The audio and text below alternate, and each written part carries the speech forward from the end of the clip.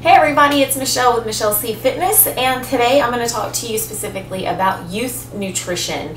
And when I'm speaking in terms of youth, what we're talking about are children between the ages of 6 to 16. So these are your developmental years physically. This is when we do the majority of our growth. It's when we gain the majority of our fat cells. It's when our skeleton gains the majority of its strength. It's also when our muscles start to develop, as well as when the hormones, start to go crazy for the first time. So there are specific things that are a little different for your youth. And so I just wanted to address a couple of those for those moms and dads and grandparents out there that are just wondering, how to set your kids up for success in the nutrition field, in the physical field. So one thing that's very important about youth is that youth dehydrate much quicker than adults do, which is why, when we're dealing with flu season and stuff like that, it's always the youth and the senior population that we worry the most about, because those are the two populations that dehydrate much quicker. And so it's important to make sure that your children are drinking plenty of water. For some of us, we're like, oh yeah, my kids love the water fountains, they love the water bottles, blah, blah, blah. For others, it can be a struggle because the kids would rather drink sodas, they'd rather drink fruit juice, they'd rather drink, the icy Slurpee stuff or whatever. And so there's a few ways to get around this. One, in our home, we don't keep sodas. And I know people are going, oh, gasp! But, you have to pick your battles, and that's one that I would say is totally worth fighting for, because I would much rather tell my kids no to the sodas than whenever they're older and having to battle some diseases that were brought on by way too much sugar in their diet when they were younger, me going, whoops, my bad. So we don't take sodas. We don't have them in the house. My daughter just got braces, and so she can't even have sodas because it'll corrode the teeth around the braces. Yeah, and yet we're still drinking them. Yeah, we'll have a whole other video on those nasty things. But we don't keep them in the house. When you go out, try to limit them. My son will be like, can I get a Coke? Yeah, but we try to make sure the waitress knows, because they'll just keep bringing them. So make sure that they know, just one glass is good, and it's a nice little treat, and, they're certainly not going to die or, teeth fall out from one soda every once in a while. So, that's a way to get around the sodas. Another thing is the Mio, and I should have brought some up here, but the Mio, it flavors your water, and some of them have some vitamins in it.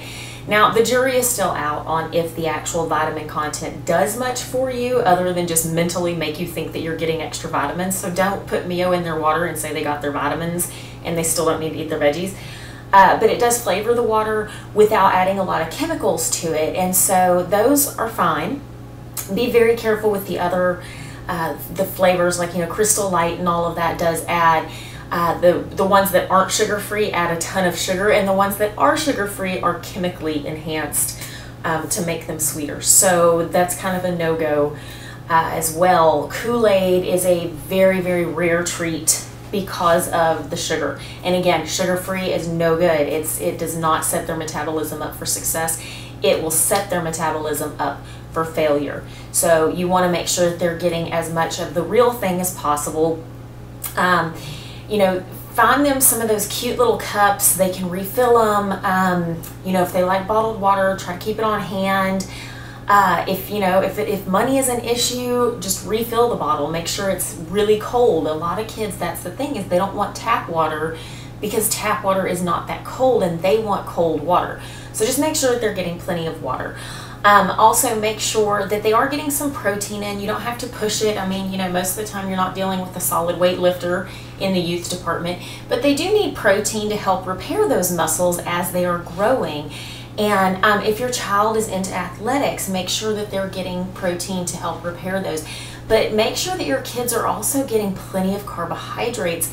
There's, because of these whole low carbohydrate fad diets, we have seen so many children that have come through and they're on the same diet that their mom's on, and they're doing low carbohydrate. Well, carbohydrates are what fuel your glycogen stores in your muscles. Your glycogen stores are what the body burns for fuel during any kind of physical exercise, and also during brain activity. So when the kids are in school, they're trying to figure out a problem and they're complaining that their vision is blurry or that they're getting a headache. It means that they don't have enough glycogen stores in their muscles and they don't have enough blood glycogen getting to the brain.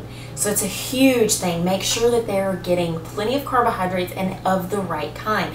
You can get carbohydrates from your fruits and vegetables and also from whole grains. You don't always have to think bread, because I know most people are like, this, all that my kid will eat was bread. You don't always have to give them all the bread. You can get whole grains from oatmeal, from the breakfast cereals. You can find some that are whole grain. Make sure they have at least 5 grams of fiber per serving and that the sugars are under 10 grams, and you have yourself a pretty solid cereal for breakfast. You can also find whole grains in rice, brown rice, wild rice, and black rice are 3 of my favorites to have here. You can also get, your carbohydrates, like I said, from vegetables. Potatoes give an excellent source of carbohydrates. That's brain food. It really is. So make sure that they're getting it. Do not, and I know so many parents say, well, my kid is a little chubby. Okay, don't take away their carbohydrates. All right, they need them. They need them to think. So their body works differently than ours does, and if we can fuel their bodies correctly, then yeah, kids will start to gain a little fat. Most of the time what happens is they gain some fat and then they grow. That's how they grow. That's how their body processes it. Their bodies are in a constant state of some kind of physical growth, even when they're sleeping. As a matter of fact, especially when they're sleeping. So make sure that they're getting enough food. Try to space it out as much as you can. I know that's very difficult for school-age children because, you can't exactly send them a snack, although I do. And I just tell my son, sneak it in your pocket, and if you get hungry, pop a little peanut or something.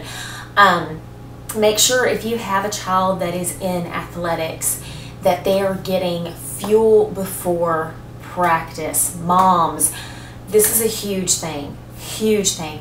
Make sure that if you have a kid that's in football, basketball, track, anything like that, especially the outdoor ones, track and football are 2 of the big ones, that their muscle glycogen will deplete before they ever get to practice.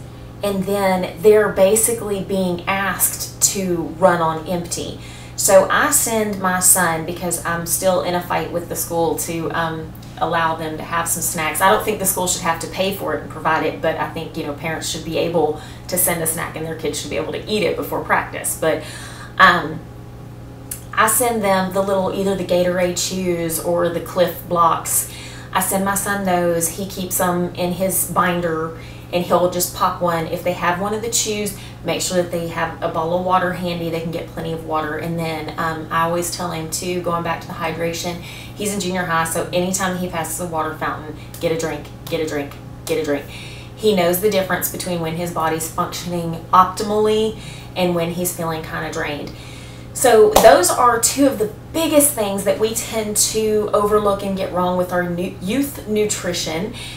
Make sure they get plenty of water, make sure they do get their carbohydrates, make sure they have proteins, give them a bit of a balance. And if you happen to be struggling with a picky eater, you're not alone. We all go through a picky stage.